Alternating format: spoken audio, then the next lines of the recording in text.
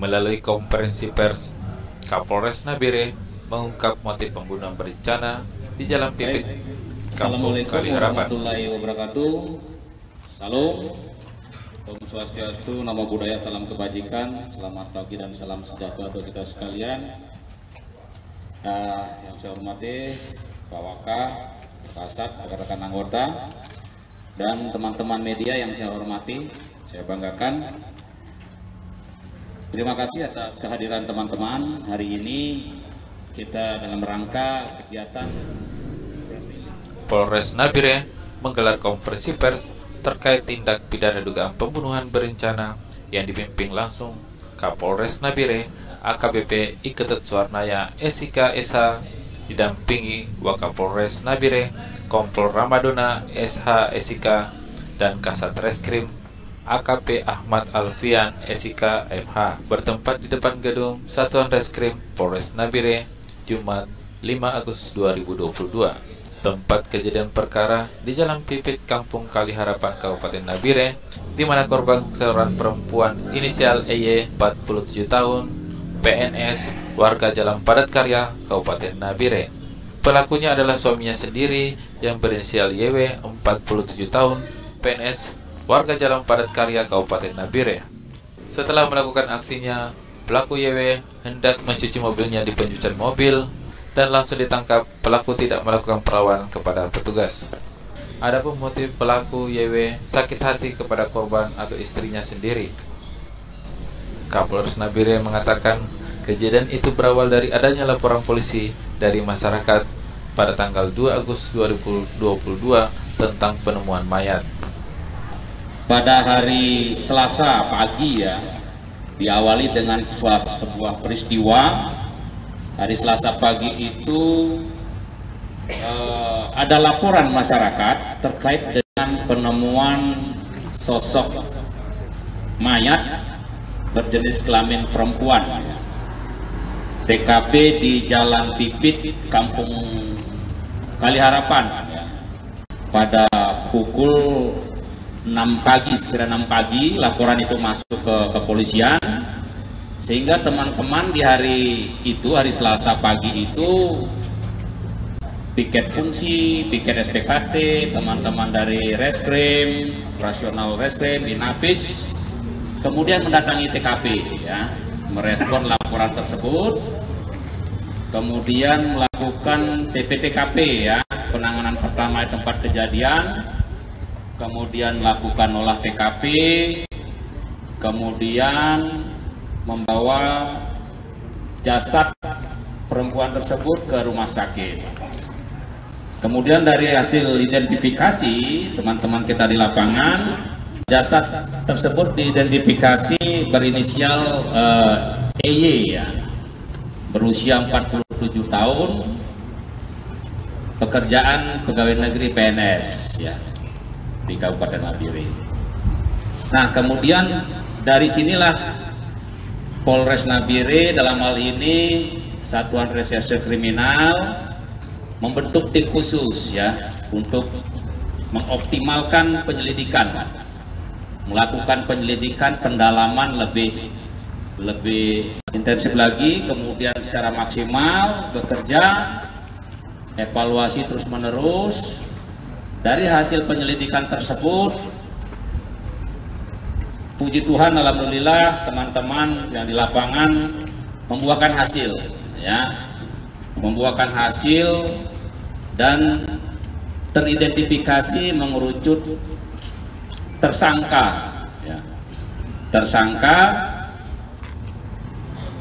berinisial YW, usia 47 tahun, pekerjaan pegawai negeri sipil yang saat ini berada di belakang kita. Ini adalah sudah teridentifikasi tersangka. Hasil kerja teman-teman di lapangan menemukan fakta-fakta yang menjurus kepada tersangka, yaitu ditemukannya di rumah tersangka itu seperti tas korban, ya, tas korban. Kemudian ditemukan juga tas korban ditemukan di dalam kolong tempat tidur, ya. Kemudian HP yang dibungkus dengan plastik ditemukan dalam kondisi ditanam di dapur, ya, kalau tidak salah, ya, di dapur, di garasi motor, ya.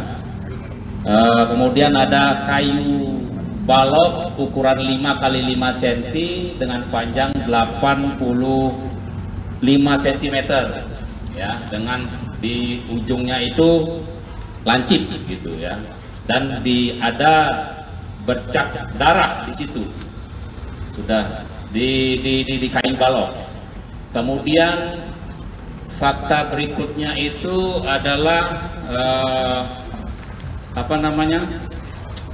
di bercak darah di kendaraan juga ditemukan, di kendaraan roda 4. Nah, kemudian dari hasil keterangan tersangka juga mengakui bahwa yang bersangkutan melakukan tindakan pembunuhan tersebut.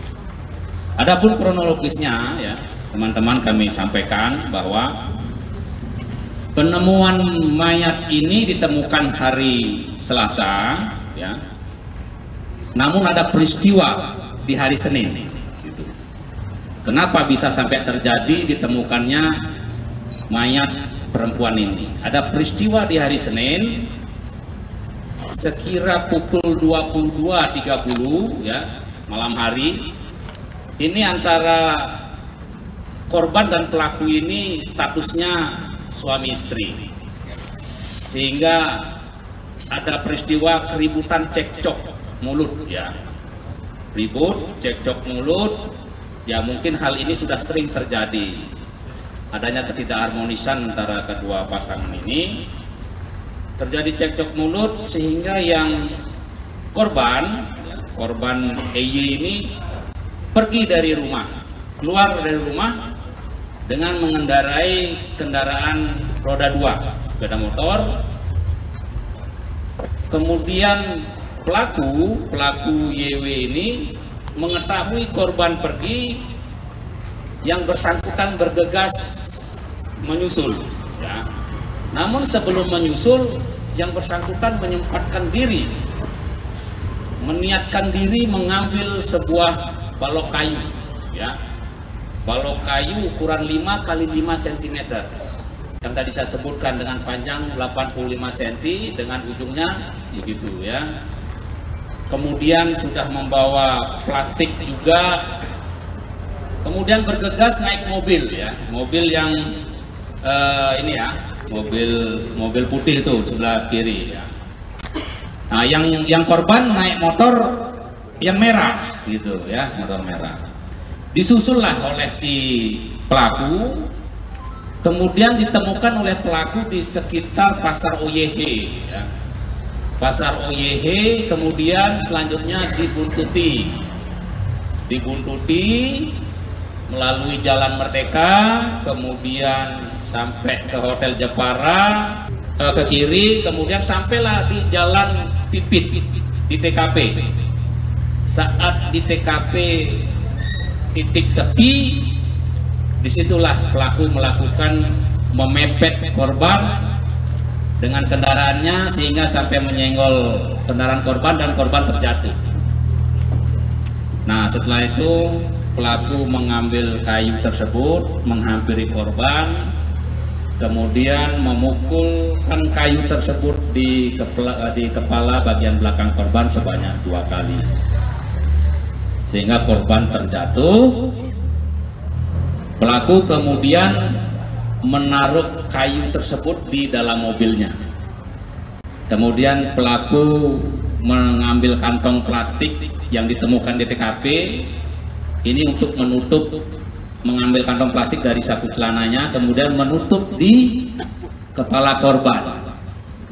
Nah, setelah itu pelaku menyempatkan diri membuka jok motor yang motor merah ini mengambil tas ya. Ini tas korban dibawa, setelah itu pelaku pulang ke rumah. Itulah peristiwa fakta ditemukan tas di bawah tempat tidur ya, HP korban ditanam, kayu balok disimpan digulung dan disimpan di sebuah tumpukan seng di rumahnya ya, gitu. Nah, setelah itu korban jam 3 pagi, sekira jam 3 pagi itu menyempatkan dengan mengendarai kendaraan putih ini mengecek TKP ya, mengecek apakah aman dan sebagainya, mungkin ya menurut pelaku ya. Nah, seperti itu. Dari situlah kejadian penemuan mayat hari Selasa pagi jam 6. Di hari Rabu teman-teman kita, teman-teman dari reserse kriminal bisa mengungkap ya. Jadi dalam jangka waktu ya 1x24 jam lah ya, dari hari Selasa ditemukan sosok mayat, laporan masyarakat, hari Rabu sudah bisa diidentifikasi pelakunya ya, pelakunya sudah diidentifikasi. Nah, ini pasal yang kita kenakan ini adalah 340 ya, ini adalah pembunuhan berencana. Itu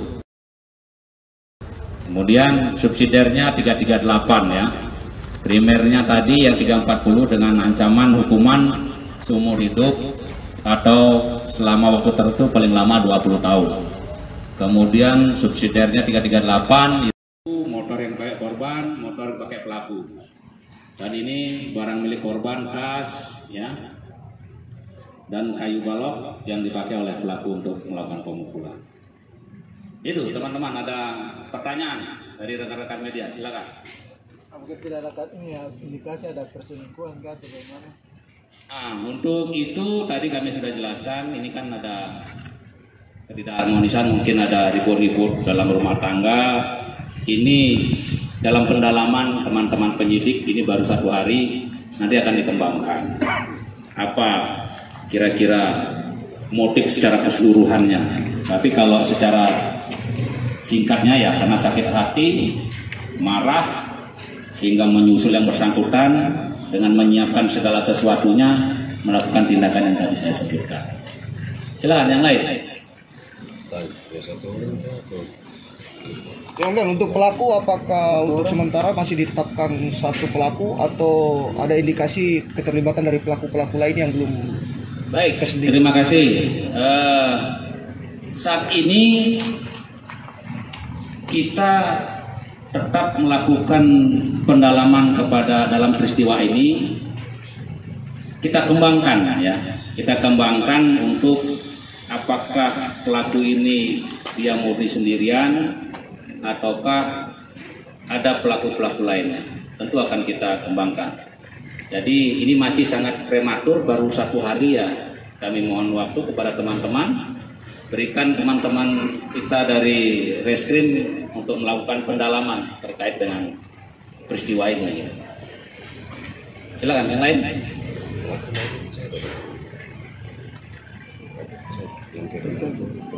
Barang bukti kami sebutkan ya rekan-rekan. Ini kalau sebutkan dalam tas ya. Yang pertama tas warna coklat, ini milik korban. Isinya banyak ya.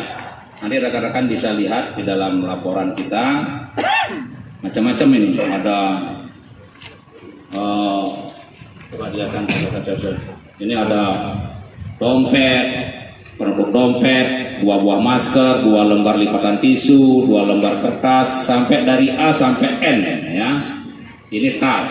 Kemudian 1 buah kayu balok itu ya. Ada kayu balok, bisa dilihatkan, apakah saja diangkat kayu baloknya.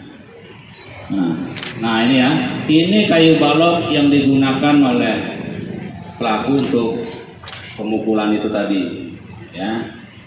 Kemudian ada kantong plastik, kemudian ada handphone merek Samsung, nah, kemudian silikon, kemudian mobil, motor ya, yang bisa rekan-rekan lihat sendiri.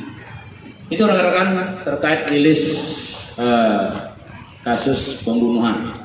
Untuk diketahui bersama, Saya secara pribadi dan pimpinan mengucapkan terima kasih kepada seluruh personel Polres yang mendukung pengungkapan ini, terkhusus dari teman-teman Satuan Reskrim yang sudah maksimal berupaya dalam waktu singkat bisa mengungkap peristiwa yang luar biasa. Perkara ini menjadi perhatian publik itu. Ya, dalam melakukan tindak pidana ini kan pelaku dalam keadaan sadar atau ada sadar, tidak ada kendala. Keterangan pun diberikan dengan normal, tidak ada pengaruh alkohol atau apapun, ya. Itu teman-teman. Dan satu lagi pelaku dijemput di rumah ya atau di mana nih? Jadi saat itu di hari Rabu itu pelaku mencoba untuk mencuci mobil, ya. Mungkin mencuci mobil itu di pukul 6 pagi ya kalau tidak salah. Dia ke sebuah pencucian mobil, tapi petugas dari teman-teman kita sudah mengikuti yang bersangkutan. Nah, karena di awal di saat saat sebelum pencucian itu ada teman-teman kita mau mencoba mengambil mobil, tapi alasannya kuncinya hilang, sehingga di situ kesulitan. Satu sisi juga kita menimbang saat itu karena masih berduka, ya. Tapi kita berkejar-kejaran jangan sampai alat bukti hilang, barang bukti hilang, sehingga dibuntuti. Saat masuk ke cucian, baru mencuci mobil, baru kena ban, dihentikan. Dari situ sudah terlihat yang tadinya kunci hilang tapi mobil bisa jalan, sehingga saat itulah dimulai diamankan dan dilakukan pemeriksaan secara maraton. Begitu teman-teman. Nah ini mungkin terkait yang sehari sebelum kejadian, apakah yang bersangkutan ada datang lapor polisi kan kasus kehilangan kan? Ada korban itu informasi ada ke SPKT, ya, melaporkan terkait dengan permasalahan yang rencananya dari SPKT sudah ditentukan jadwal pertemuan, ya, hari Kamis gitu. Itu biasa di SPKT menengahi permasalahan masyarakat, kemudian dibuat janji untuk dipertemukan di hari Kamis. Namun rupanya peristiwa cekcok itu terjadi, kemudian terjadi peristiwa pembunuhan ini. Nah, seperti itu.